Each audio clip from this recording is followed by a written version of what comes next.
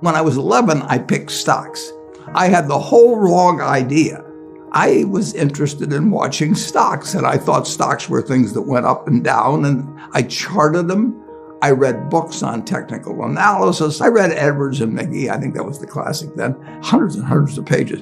And I read that whole thing over and over again. I read everything. And I thought the first 8 years, I thought the important thing was to predict what a stock would do and predict the stock market. And then I read Ben Graham, when I was 19 or 20. And I realized that I was doing it exactly the wrong way, but it didn't hurt that I had that background and everything. And I rejiggered my mind, and when I read the book, The Intelligent Investor, and from that point, I never bought another stock. I bought businesses that happened to be publicly traded, but I became an owner of a business, and I did not care whether a stock went up or down the next day or the next week or the next month or the next year, and I didn't have any idea what it would do. I didn't know what the stock market would do, but I knew businesses. I'm a bright guy who's terribly interested in what he does. I've spent a lifetime doing it, and I've surrounded myself with people that bring out the best in me, and you don't need to be a genius in what I do. That's the good thing about it. If I went into physics, a whole lot of other subjects, I'd be an also-ran. But I am in a game that you probably need 120 points of IQ, But 170 doesn't do any better than 120. It may do worse, probably do worse, but you don't really need brains. What do you need? You need the right orientation. 90% of the people, I'm pulling a figure out of the air, but 90% of the people that buy stocks don't think of them the right way.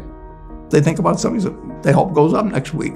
And they think about the market as something they hope goes up. And if it's down, they feel worse. I feel better. And you think about? I think about what the company's going to be worth 10 or 20 years from now. And I hope it goes down when I buy it, because I'll buy more. I try to keep my competitive spirit in a game where I can win. I do know this. When I want to do something, I always want to do it big.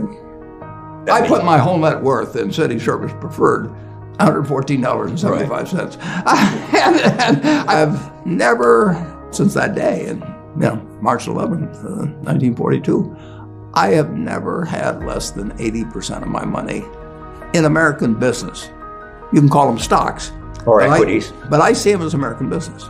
I've owned a piece of American business, at least 80% at all times. I don't want to own anything else. I want to own a home and things my family wants and all that.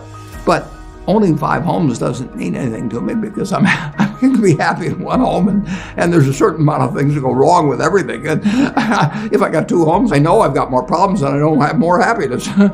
What brings you the happiness? What makes me happiest is what I'm doing. I enjoy 2 things about it. One, I know I'll win over time. That doesn't mean I'll beat everybody else or anything like that. But I'm in a game that's very, very, very easy if you have the right lessons in your mind about what you're buying. I'm not buying stocks. I'm buying pieces of overwhelmingly American business. And I'm happy when I'm doing it. I'm happier when stocks are going down, because I can buy more of them with the same amount of money. I'd be happy if I was a farmer. I'd want farmland to go down so I could buy more acreage. It just makes sense. I'll tell you the second thing I really like. I like being trusted by people. I would rather do what I do with partners than do it sitting in a room myself, even though I might make more money that way. Let's pretend there is no stock market. Let's say I had to buy these privately, like you buy a farm privately, like you buy an apartment house privately. They're investments.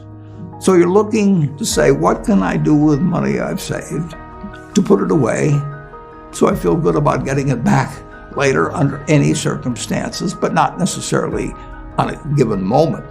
But if I have a farm, it's going to take me a while. But people would be so much better if they actually didn't have a stock market in terms of buying businesses. The United States economy, and it's very easy to look at the statistics on it. I mean, more people, a greater percentage of the American population is wealthy now, or having more income now than they've ever had. And if you look at whether Bank of America will give you their average deposit, I mean, you just look at the wealth that's that doesn't mean everybody's wealthy, but it does mean relative to any other period of time. I mean, people have more money now. They get mortgages at lower rates than they've ever gotten. So if they want to buy a house or something, right today, you live in an environment where the bottom 2% in terms of income in the United States, the bottom 5%, and for sure the top 1%, all live better than John D. Rockefeller was living when I was 6 years old. John D. Rockefeller was the richest man in the world.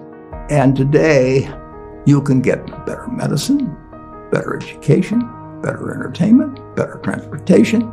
You can do everything better than he could. It's astounding. That's in my lifetime. If he wanted to watch a football game, he still had to go there. And I can sit there with this big screen, and they keep showing me the replay, so that explaining to me what happened and everything. And maybe everybody doesn't have a screen as big as mine, but damn near everybody has a screen or an iPhone or a computer or access to one.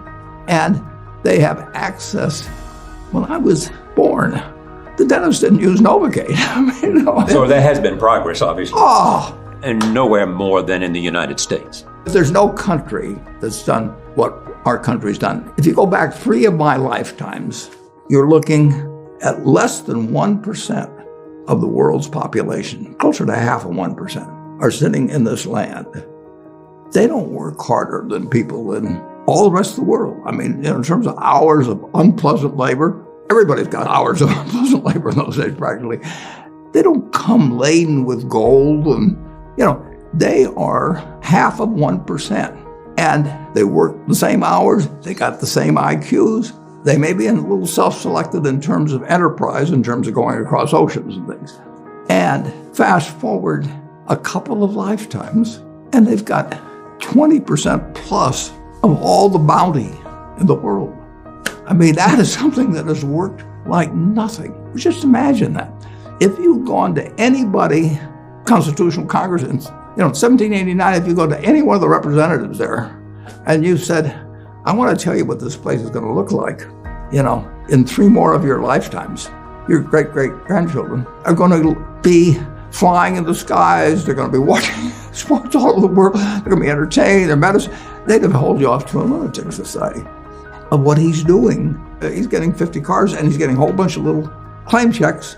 Just think of it. Everything, when Thomas Edison did all the things he did, he made some money, but we're using it. It belongs to us. If you take what an hour of labor delivered to you 100 years ago and what an hour of labor delivers to you now for you and your family, it's unbelievable.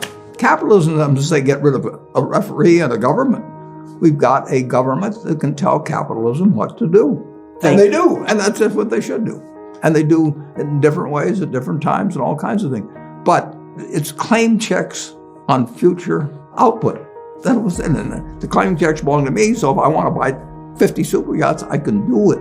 But what does it mean to me? It can buy more things for other people that are useful to them. It's not evil.